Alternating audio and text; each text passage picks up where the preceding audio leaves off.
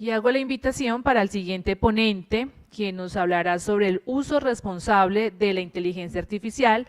Nos acompaña Jailer Alberto Quintero Barco. Buenos días.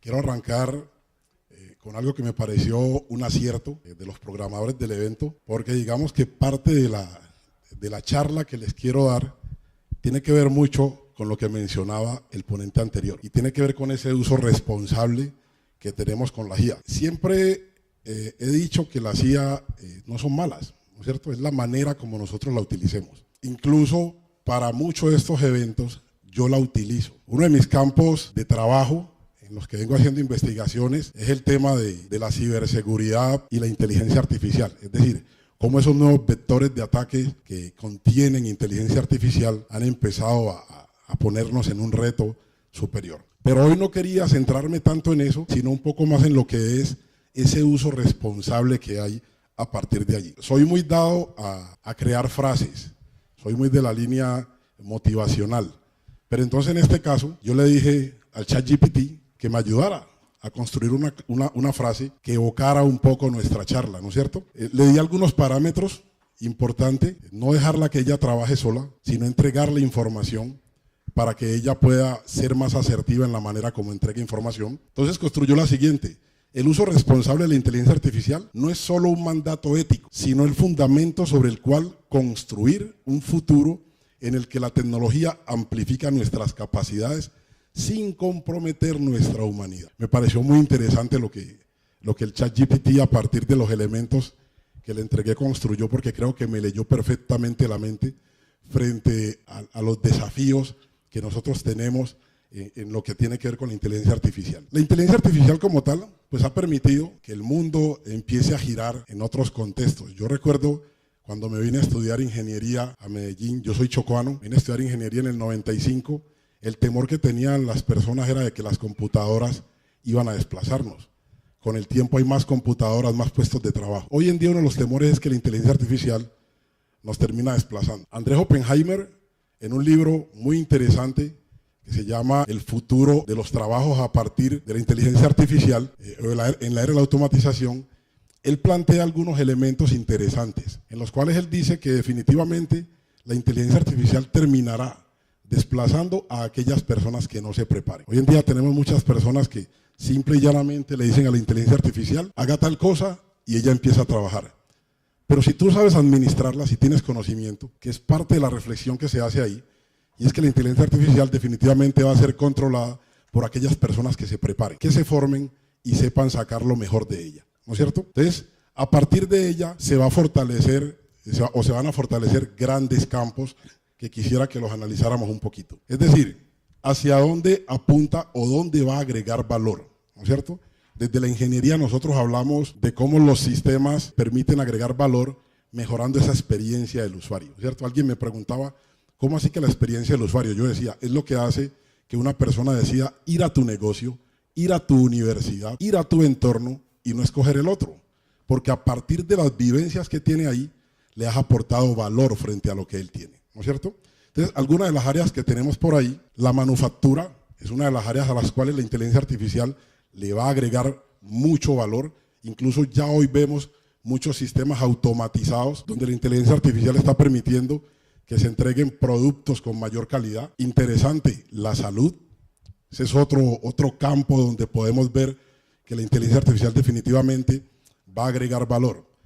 Le contaba a unos estudiantes de fisioterapia en una universidad de Medellín que me tocó dictarles un curso de gestión de TIC que me pareció muy interesante. Les contaba que yo tengo una lesión en mi rodilla izquierda. Perdí el menisco de mi rodilla izquierda, el menisco interno.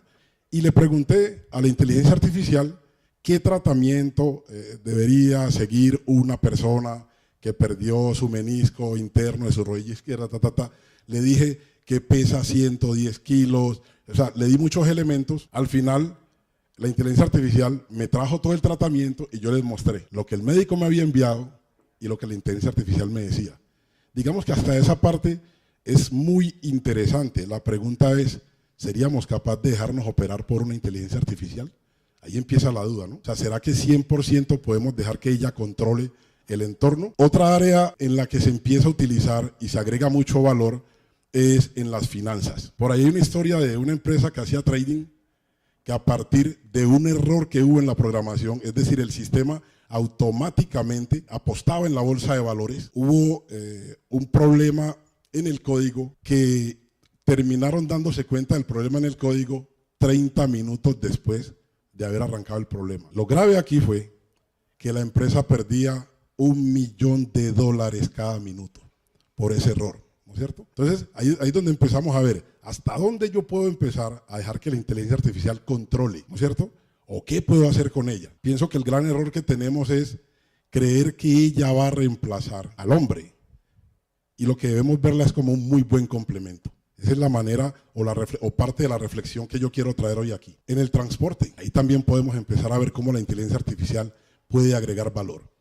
Incluso ahora quiero hacer una reflexión a partir de un elemento que no me quiero adelantar un poco, porque quiero que interactuemos ahí un poquito. El tema de, digamos, de los pequeños mercados, que incluso algo que está ocurriendo ya hoy a través de herramientas CRM, es que ya digamos que las tiendas conocen parte de nuestros gustos. Entonces, yo recuerdo cuando nació mi hija por allá en el 2016 y yo entraba a cierto almacén a comprar ropa para ella y después de un tiempo me llegaban constantemente mensajes. Hoy la tienda a 39,000 y más, y yo me enloquecía, entonces me gastaba los 390,000 pesos en 10 prendas. Al final, simple y llanamente era porque ya conocían, digamos, algunos temas de gustos, o por ejemplo cuando te llegan mensajes de textos indicándote que ese producto que te gusta tanto hoy está con el 10% de descuento. Son de las herramientas que empiezan,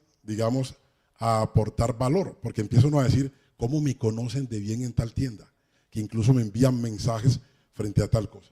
Pues digamos que basado en un sistema de inteligencia artificial va a ser mucho más asertivo el tipo de mensaje que nos van a enviar. Pero también nos entregan valor en la industria de energía, por mencionar algunas otras. Lo mencionaba el doctor Ítalo en la industria del agro, ¿no es cierto? O sea, cómo hoy empezamos a trabajar todo ese tipo de temas. Y en el tema del entretenimiento. Si ustedes empiezan a notar, pueden ver que las imágenes que yo tengo en esta presentación fueron creadas por inteligencia artificial. O sea, qué rico uno venir a hablar de inteligencia artificial y poder presentar elementos construidos por una inteligencia artificial, ¿no es cierto? Pero quiero irme un poco, digamos, a mi área, a lo que es la ingeniería de sistemas, software y todo los que son por esa misma línea. Ocurre que, hablando con una estudiante en una universidad, me decía: profe, ¿cómo te parece que estoy haciendo una práctica en X universidad y todo lo estoy haciendo con Copilot? Entonces,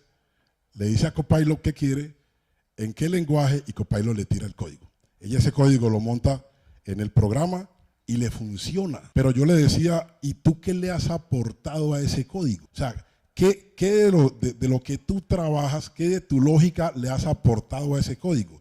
¿Lo tomaste tal cual como está ya? ¿Tienes en cuenta bajo qué modelo fue diseñado Copilot? ¿Tienes en cuenta quién lo entrenó y cómo lo entrenó? ¿Qué principios tiene o qué principios no? Pues definitivamente no hubo respuesta. Y yo decía, con razón, hoy en día descubrimos tantas vulnerabilidades en los sistemas que controlan hoy las operaciones en muchas organizaciones. Porque lo que estamos haciendo es permitir que la inteligencia artificial reemplace lo que nosotros hacíamos, ¿no es cierto? Entonces empezamos a ver algunos elementos como algunos riesgos de utilizar las inteligencias artificiales para el desarrollo de software, calidad del código que se genera. Ese es uno de los tantos que tenemos ahí. Tenemos la certeza de que ese código realmente es de calidad, a partir que el tema de calidad es un tema muy subjetivo, ¿no? Entonces probablemente yo, que soy un hombre de 110 kilos y esta camisa me encanta y es XL, probablemente para muchos de los que están aquí pueda que la camisa sea bonita, pero no es de calidad, porque son de talla M, de talla S. O sea, no se acomoda a sus necesidades. Entonces, uno de los primeros principios de calidad es que el producto satisfaga las necesidades del cliente. Esa es una, ¿no? Lo otro sería la dependencia de datos de entrenamiento, lo que yo mencionaba ahora. ¿Quién lo entrenó? ¿Cómo lo entrenó? O sea, ¿qué tipo de elementos permiten que este sistema construya? La falta de comprensión profunda. Si aún nosotros levantando requisitos, haciendo diseños, terminamos fallando en el desarrollo, ahora una inteligencia artificial solo con datos que le hemos entregado, donde probablemente le hacemos un resumen, que a veces lo hacemos por pereza y no entregarle todos los elementos que se requiere, ¿qué nos va a entregar? Ahora, hay un tema de mejores prácticas. Es decir, no quiero decir con eso que lo primero, que son unos riesgos potenciales, esté mal. El tema es, ¿qué podemos hacer para mejorar esa parte? Revisión y pruebas rigurosas. Es decir, que ese código que me entregue, yo lo pueda revisar, probar, al punto de saber qué tanto de ese código me sirve o qué tanto no. Capacitación específica del modelo, es decir, ese modelo debe seguir siendo entrenado, debe seguir siendo capacitado para que ella pueda tomar decisiones a partir de los elementos que le entregamos. Un uso complementario, yo siempre he pensado que la inteligencia artificial debe ser un complemento. Y cuando digo que debe ser un complemento, es que yo le puedo preguntar a la inteligencia artificial que cómo puedo construir un script en Python que me permita hacer análisis de vulnerabilidad. Pues probablemente me va a traer librerías de Python que me permiten llamar el Nmap, que me va a permitir hacer análisis de puertos abiertos, qué servicios están funcionando y un sinnúmero de cosas. Pero si yo permito que ese código que me entrega sea el código que yo voy a presentar, pues probablemente lo que era una solución se termina convirtiendo en un problema más para esa organización. Y tener conciencia de seguridad, que es de los puntos, digamos, donde más he venido trabajando, pues es de las áreas en las que yo me muevo, todo el tema de ciberseguridad, y que la gente empiece a entender que no podemos abrirle la puerta al ciberdelincuente a partir de malas prácticas de desarrollo. Máxime si quien está guiando ese desarrollo es una inteligencia artificial que no conocemos cómo fue entrenada. Otro problema más grande, y es cuando entramos digamos, cuando se empieza a utilizar la inteligencia artificial en el área organizacional. ¿Listo? Y puede traer consigo un tema de gobernanza por la adopción de esta inteligencia artificial. Digamos que a partir de algunos elementos que le llamamos gestión de tecnologías de la información, donde caben COVID, TOGAF, elementos de gobierno de TI, de TI, arquitectura empresarial. A partir de ahí queremos como organizar la casa, porque uno de los grandes problemas que hay es que digamos que la organización camina para un lado y el área de TI camina para otro. Lo que buscamos es que puedan hablar el mismo idioma, de tal manera que todas las soluciones que planteemos nosotros desde el área de TI realmente le agreguen valor a ese core del negocio. Pero estamos viendo hoy en día que tenemos una organización que desde un área trabajan un sistema, desde otra área trabajan otro, y cada área tiene su propio sistema y no conversan entre ellos. Al final, cuando se forma el problema, los del área de TI, es cuando nos enteramos del problema que había, ¿no es cierto? La idea es que no lleguemos a ese tipo de problemas si tenemos una planificación interesante. ¿Qué termina pasando? Nosotros, por ejemplo, deciden en alguna organización, utilizar inteligencia artificial para manejar algunos procesos. Lo ideal sería que ese análisis se haga de manera conjunta con el área de TI para entender qué tipo de riesgos cibernéticos puede traer la implementación de esa inteligencia artificial a nuestro negocio. O al menos empezar a tomar acciones. Y de ahí algo que le enseño mucho a mis estudiantes cuando trabajo el tema de ciberseguridad. Me encanta mucho el libro El arte de la guerra de Sun Tzu. Y hay una estrategia, digamos, que él menciona en su libro, y es ganar la batalla antes de pelearla. Básicamente lo que nos dice es pensar en las posibles respuestas de acuerdo a los resultados que se nos vengan.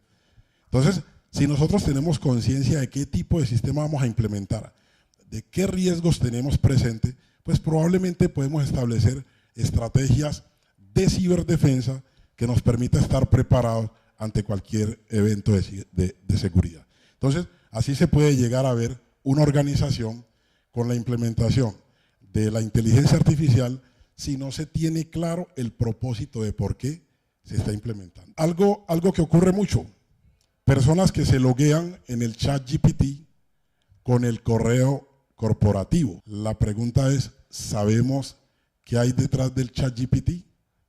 ¿Qué pueden hacer con el correo corporativo?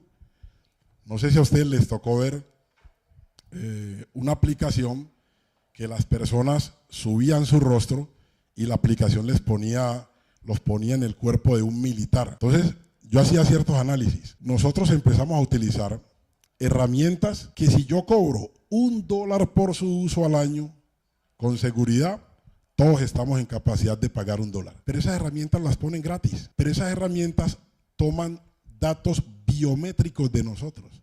Y nosotros sin miedo le estamos entregando esos datos biométricos a esas herramientas. La pregunta es, ¿qué se podría llegar a hacer con ese rostro tuyo? A mí me tocó ver hace por ahí 8 meses al Papa metido en el traje de un rapero. O sea, la cosa es tan impresionante que toman la inteligencia artificial, toman el rostro de alguien y lo ubican como quieren. Yo decía algo y era que tenemos que prepararnos para las próximas elecciones, porque las próximas elecciones sí que van a tener elementos de inteligencia artificial. Por eso me decía ahora que me pareció muy bacano que nos ubicaron muy cercanos, porque son temas en los que tenemos que empezar nosotros digamos, a jugar. Tranquilamente pueden poner a un candidato hablando con alguien, fumando, bebiendo, cualquier cosa puede pasar. ¿Cómo sabemos que eso que nos presentan es realmente cierto o no? Entonces digamos que estamos frente a personas que empezaron a tomar la inteligencia artificial y han empezado a hacer un uso con ella tan irresponsable que no les interesa dañar algo tan interesante como el buen nombre, algo que la Constitución Política de Colombia nos protege, ¿no? Tenemos un derecho al buen nombre. Entonces, a partir de ahí, tenemos que empezar a mirar algunos elementos. ¿Qué riesgos se tienen? Una falta de transparencia, ¿no es cierto? Una responsabilidad difusa. ¿Quién es el responsable de la falla que comete la inteligencia artificial? Y ahí empezamos, digamos, a pensar el que la desarrolló, el que la entrenó, el que la usa, y tenemos que empezar a legislar en nuestro país a partir de muchas de esas cosas. Incluso yo decía que ya nuestros legisladores tienen que empezar a tomar en serio todo el tema del derecho informático y no agarrar normas parecidas como hicieron como para proteger un software, que preguntaron qué es un software y en la definición decía que es la escritura de un código. Entonces estos irresponsables llegaron y dijeron, bueno, el software será protegido bajo la misma ley de derechos de autor en los términos que se defiende una obra literaria. ¿Qué quiere decir? Que si un compañero hizo un código en .NET y el otro lo hizo en Python, pero se le copió toda la idea, el juez lo que va a decir es, presénteme en los códigos. Va a ver que están escritos diferentes y dice, hombre señor, no moleste que a usted no le robaron nada. Porque no entienden que el tema no es del código, sino de la funcionalidad. Entonces, si yo lo digo en inglés y él lo dijo en español, entonces el juez revisa y entonces no hubo copia porque están escritos diferentes. Son de los grandes problemas que tenemos ahí. El sesgo y discriminación, lo mencionaba el compañero ahora. Hubo un uso de inteligencia artificial en Estados Unidos con reconocimiento de patrón que empezó a presentar problemas porque no lograba conseguir la diferencia entre personas de tez oscura. Entonces, si estaban buscando un delincuente negro de 110 kilos, 1,76 de estatura, y Jailer Quintero iba entrando por ahí, la inteligencia artificial decía, véalo, aquí llegó el tipo, agarre lo que ahí va. Porque era un problema, digamos, que tiene como tal. Digamos que el otro de los sesgos es quién la entrenó. Porque si el que la entrenó tiene problemas de sesgos, pues lo que va a hacer la inteligencia artificial es tomar. Pensemos nosotros en cómo tenemos el país en este momento dividido por temas de política. Entonces, si yo todo lo que publico es en protesta a alguien y el sistema está entrenado para reconocer ese tipo de cosas, pues el sistema lo que hará es desecharme. No me va a tomar en cuenta por unos temas de sesgo. La centralización del poder, el tema de la seguridad y la manipulación, y algunos desafíos éticos y morales que digamos que es donde nos hemos centrado un poquito más en todo esto. ¿Conocen ese avión? El F-16 Vista X-62A. Es un bombardero que fue piloteado por 17 horas por una inteligencia artificial. Yo quisiera que me levanten la mano quienes son capaces de volar en un avión 100% controlado por inteligencia artificial.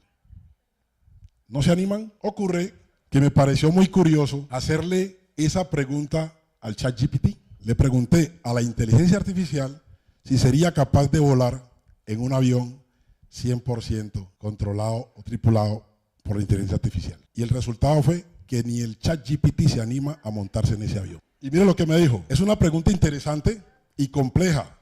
Volar en un avión controlado 100% por la inteligencia artificial implicaría confiar completamente en la tecnología. O sea, la tecnología desconfiando de la tecnología. Pero nosotros seguimos 100% la tecnología, ¿no?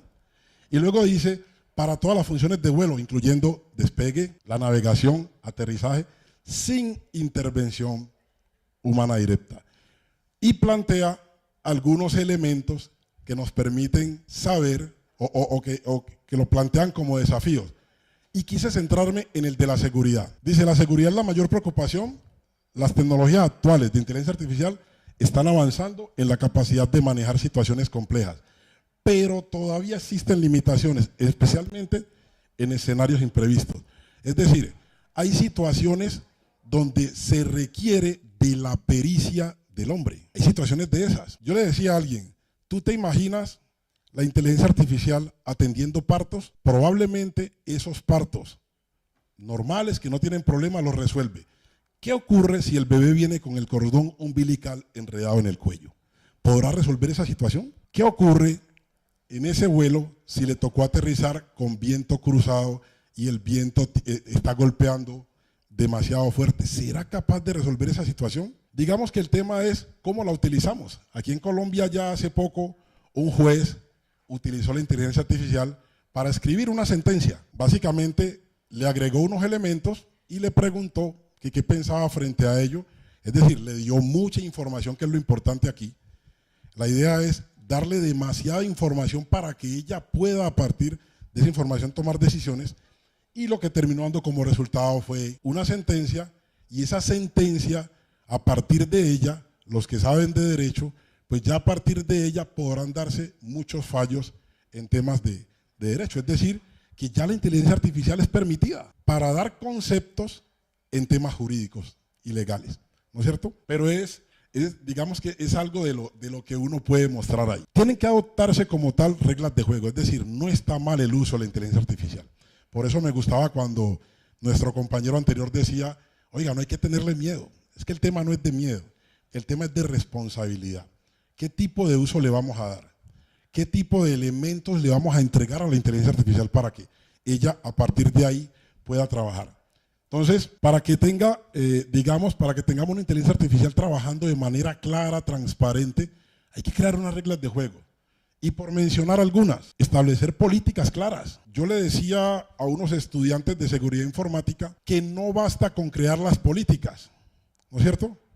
Yo podría el día de mañana crear una política en mi casa y decir, a partir de hoy, el que llegue después de las 10 de la noche se quedará fuera de la casa. ¿Listo? ¿Será que esa política sin un control funciona? ¿Qué creen ustedes? Porque mi esposa puede esperar que yo me quede dormido y le abre la puerta a los hijos. Está la política, ¿pero funciona? No. Yo podría establecer entonces un control, a poner otra chapa y yo controlo esa llave. A partir de allí, pues todo el mundo tendrá que empezar a entrar en la política. Entonces debe haber unas políticas claras, debe haber una transparencia y explicabilidad. Es decir, deben estar claramente definidos por qué se van a hacer las cosas y para qué se van a hacer. La protección de datos y privacidad, que ese es uno de los desafíos más grandes que hay. Por eso me encanta cuando uno le pregunta al ChatGPT por alguien y él dice que no puede hacerlo, a pesar de que ya han conseguido formas de lograr que él entregue información que decía que no podía entregar. Entonces, ahí empiezan a jugar muchos elementos, ¿no? La evaluación del impacto ético, Otro tema es supervisión continua y hacerle auditoría, porque es que no sabemos en qué momento ella termina aprendiendo una cosa diferente y empieza a entregar información a partir de ahí o a comportarse totalmente diferente a como nosotros esperamos que se comportara. Y capacitación y concienciación. Uno de los grandes puntos que uno tiene que hablar aquí es que para nosotros estar vigente en este mundo que empieza a utilizar la inteligencia artificial, simple y llanamente es estar formándonos constantemente. Es lo que va a permitir que esa inteligencia artificial se convierta en ese complemento perfecto a lo que nosotros queremos. O sea, ya no puede ser, digamos, esa herramienta a la cual le tememos.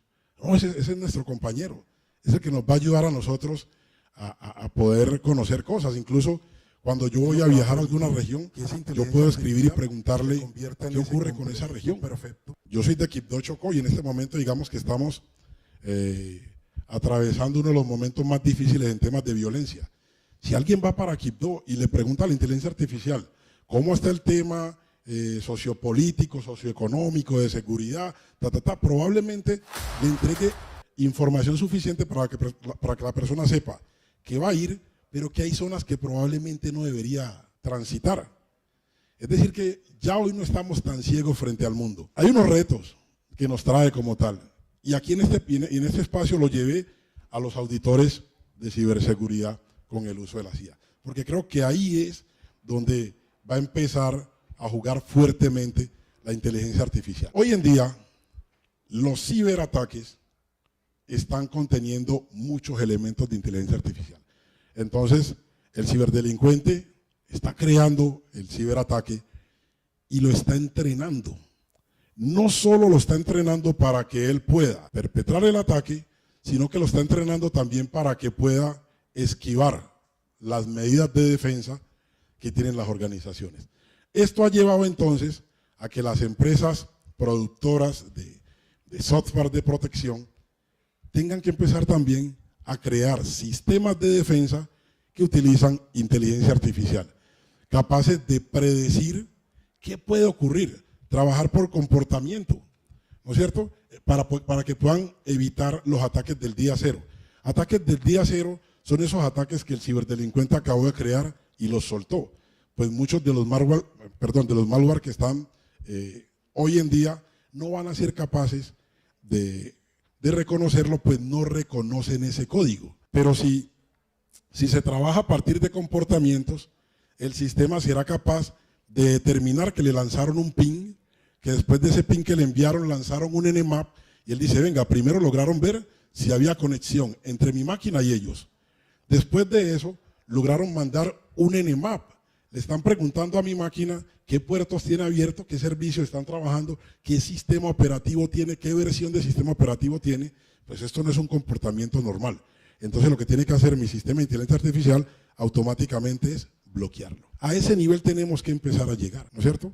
Hubo un malware, Stunet, fue creado, no sé si lo escucharon alguna vez, fue creado para afectar una computadora conectada a una planta nuclear. Básicamente lo que hacía era que se alojaba en una USB y cuando se conectaba la USB al computador, las computadoras tienen un sistema que se llama plug and play, que inmediatamente tú conectas el equipo, él hace un reconocimiento del dispositivo y ejecuta el instalador.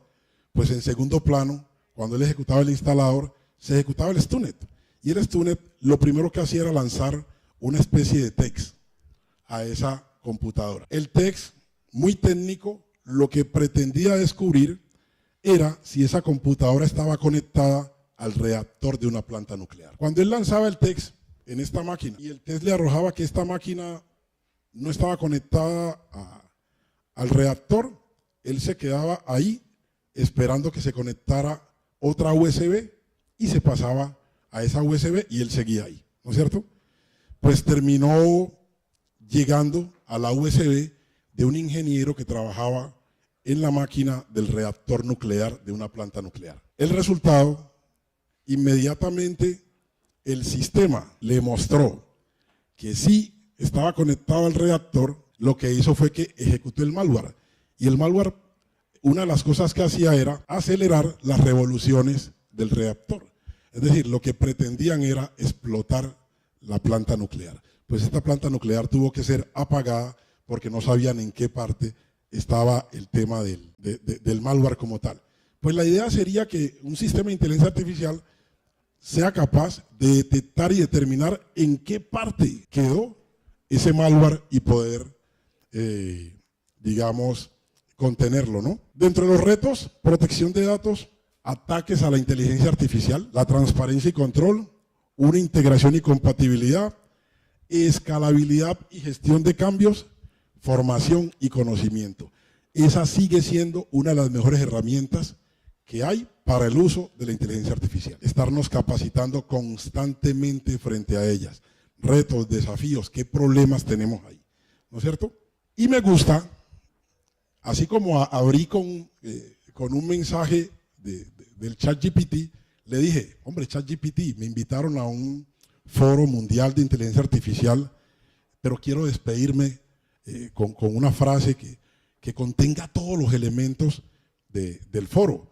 Y como resultado, me dijo, al cerrar este foro sobre inteligencia artificial, recordemos que cada avance que hacemos no solo es un paso hacia el futuro tecnológico, sino también una oportunidad para reflexionar sobre el mundo que estamos creando. Adelante con curiosidad, responsabilidad y la visión de un mañana en el que la tecnología y la humanidad evolucionen juntas en armonía. No me preocupa que la máquina piense como el hombre. Lo preocupante es que el hombre se quede pensando como la máquina. Ahí hay un punto interesante y quiero dejarlos con esa reflexión. Ahí están mis datos para los que quieran, digamos, preguntarme cosas, quieran aprender sobre muchos más temas. De las áreas que trabajo fuertemente, la ciberseguridad.